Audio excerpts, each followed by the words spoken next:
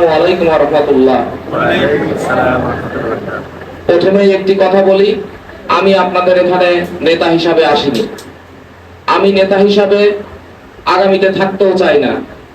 আমি আপনাদের সন্তান হিসাবে থাকতে চাই, আপনাদের ভাই হিসাবে থাকতে চাই, আপনাদের বন্ধু হিসাবে থাকতে চাই এবং আপনাদেরকেই সাথে নিয়ে আগামীতে আমার কর্মপরিকল্পনা করতে চাই, যেন আমি আমার সামনের জীবনে আপনাদের সকলকে নিয়ে আমি আমার এলাকার তথা এলাকার বাইরেও যদি আমি কোনো কাজ করতে পারি। এবং সবচেয়ে বড় কথা, এই যে আজকে যে প্রতিষ্ঠানে এসেছি, এই প্রতিষ্ঠানে কিছু করতে পারা, এটা আমি আমার নিজের ভাগ্য মনে করি। কারণ এই প্রতিষ্ঠানের জন্য যদি কিছু করতে পারি, তাহলে মহান রাব্বুল আলামিন কিন্তু আমার জন্য দোয়া করবেন এবং তার আমাকে সওয়াব দিবেন। এই আশা তো সবাই করেই মানুষ দান করে ধর্মীয় প্রতিষ্ঠানে। আমিও কিন্তু এসেছি, একজন ভাগ্যবান মনে করছি আজকের এই প্রতিষ্ঠানে আসতে পেরে। আমি হয়তো আগামীতে মেয়র নির্বাচন করব এবং আমার মেয়র নির্বাচনের বেশি ভাবনা আমার নেই। ভাবনাগুলো আছে কিন্তু সাধারণ জনগণের নিয়ে। প্রথমত কুমারখালী পৌরসভাকে একটি দুর্নীতিমুক্ত পৌরসভা হিসাবে গঠিত করতে হবে। তারপরে কিন্তু আপনাদের জনগণের স্বার্থে নাগরিকদের নিয়ে কুমারখালী পৌরসভাকে একটি বাসযোগ্য পৌরসভা তৈরি করতে হবে। এবং সব থেকে বড় কথা, কুমারখালী পৌরসভা 9টি ওয়ার্ড নিয়ে মেয়র হবে এবং কমিশনার হবে, তাদেরকে জবাবদিহিতার মধ্যে আনতে হবে। জবাবদিহিতামূলক একটি পৌরসভা তৈরি করতে হবে। সেই জবাবদিহিতা থাকবে সাধারণ জনগণের কাছে।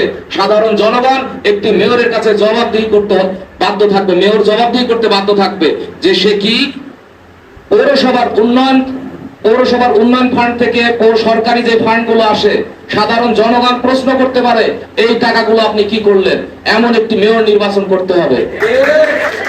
এবং সর্বোপরি বলি, কুমারখালী পৌরসভায় আরো অনেকেই কিন্তু মেয়র নির্বাচন করবেন। আপনারা সকলে তাদের জন্য দোয়া করবেন। তারাও কিন্তু আপনাদের উন্নয়নের জন্য কাজ করার জন্য কিন্তু এই পৌরসভায় নির্বাচন করতে চাচ্ছে।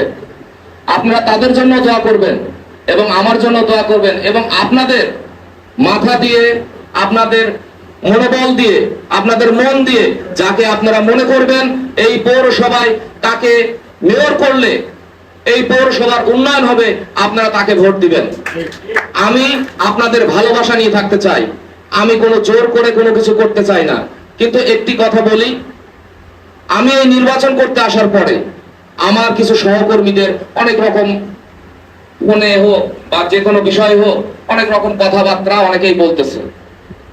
আমি আসলে কি মনে করি জানেন, এই কথাগুলো যে বলতেছে এই জন্য আমি সেখান থেকে আরো শক্তি সঞ্চয় করছি।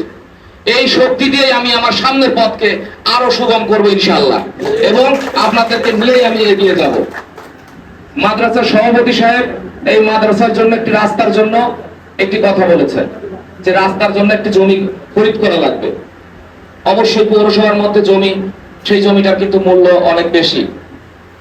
যারা এই জমিটার মালিক, আমি তাদেরকেও বলবো যেন এই মাদ্রাসার কোরআনের পাখিদের কথা বিবেচনা করে যেন তারা এই জমিটার মূল্যটা একটু কম রাখে।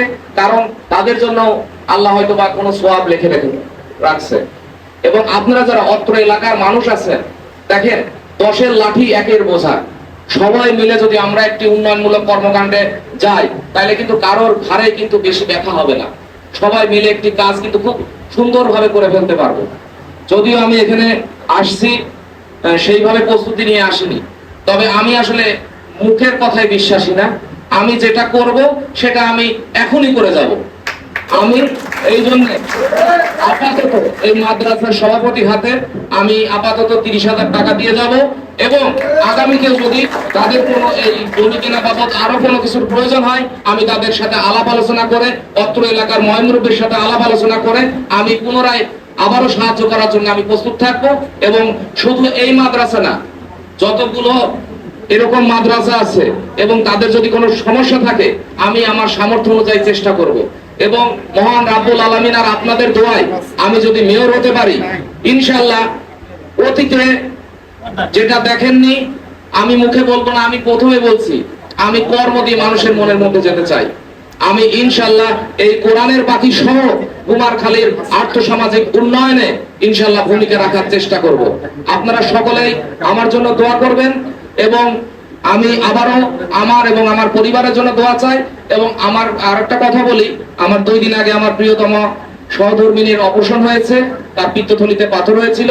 আমি আমার এই কোরআনের পাখি সহ যারা ময়মুরব্বী আছেন তার জন্য দোয়া করবেন, তিনি যেন দ্রুত সুস্থ হয়ে যায় এবং আমার বাড়িতে যেন সে স্বাভাবিকভাবে বসবাস করতে পারে, এই জন্য দোয়া করবেন।